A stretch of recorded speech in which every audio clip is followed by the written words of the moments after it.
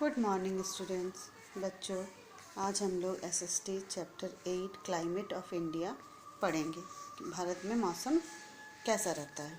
देखेंगे हम लोग weather and climate. Weather is a condition of the atmosphere at a particular place over a short period of time. Weather जो है एक निश्चित समय के लिए, कम समय के लिए जो मौसम का हाल रहता है उसको वेदर कहा जाता है। For example, on a particular day in Chandigarh the weather is warm in afternoon। जैसे कि चंडीगढ़ का दिया हुआ है कि टाइम पर्टिकुलर पीरियड है टाइम आफ्टरनून का, कि दोपहर में चंडीगढ़ में गर्मी बहुत ज़्यादा है। But later in a day where there are clouds blocking the sun rays weather become cooler. लेकिन जैसे बादल छाने लगते हैं आसमान पर तो मौसम जो है थोड़ा सा ठंडा हो जाता है।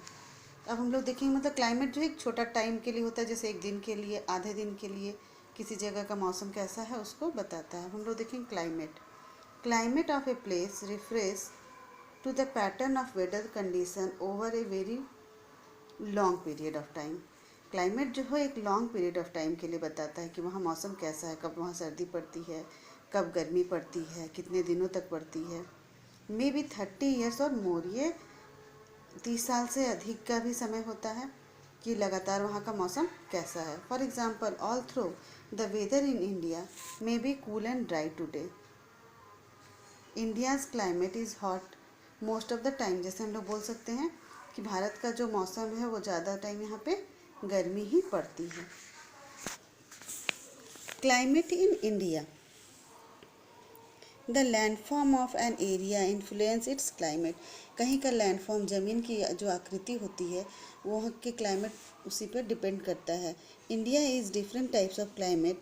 जैसा हम लोग जानते हैं बच्चों, हमारे यहाँ अलग अलग मौसम होते हैं, हर जगह अलग अलग टाइप का क्लाइमेट होता है।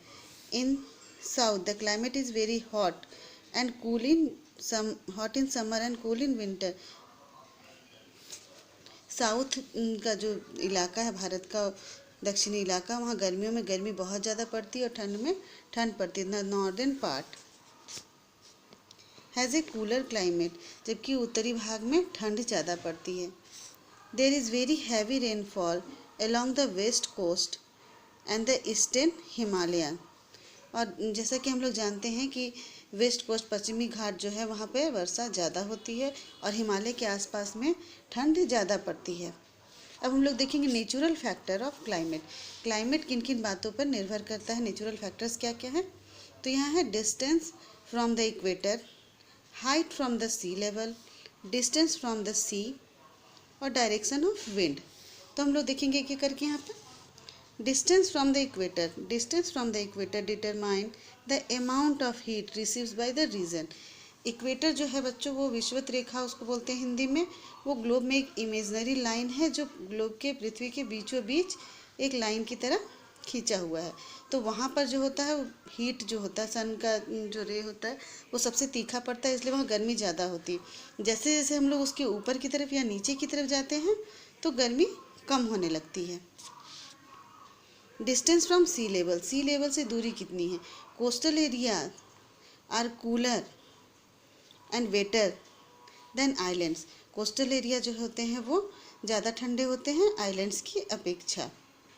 कि सी का से जो दूरी होती है ज़मीन की उस पर भी क्लाइमेट निर्भर करता है।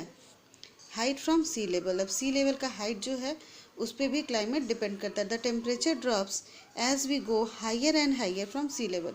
जैसे ही हम लोग सी लेवल से ऊपर की ओर जाने लगते हैं तो टेम्परेचर घटना शुरू हो जाता है, मौसम ठंडा होने लगता है। जैसे हम लोग देखेंगे शिमला का जो टेम्परेचर है वो दिल्ली से बहुत कम है, क्योंकि दिल्ली की का दूरी, सी लेवल का जो हाइट है वो शिमला की अपेक्षा बहुत दूर है।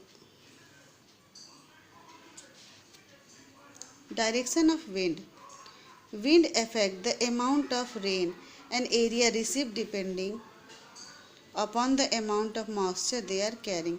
विंड पे डिपेंड करता है कि रेन किस तरह का होगा, वर्षा किस तरह की होगी, उसमें मॉइस्चर कितना है। तो उसी हिसाब से जैसा जिधर का विंड होता है, जितना मॉइस्चर होता है उसी हिसाब से वर्षा होती है और इसी कारण उसका टेम्परेचर उतने पे डिपेंड करता है।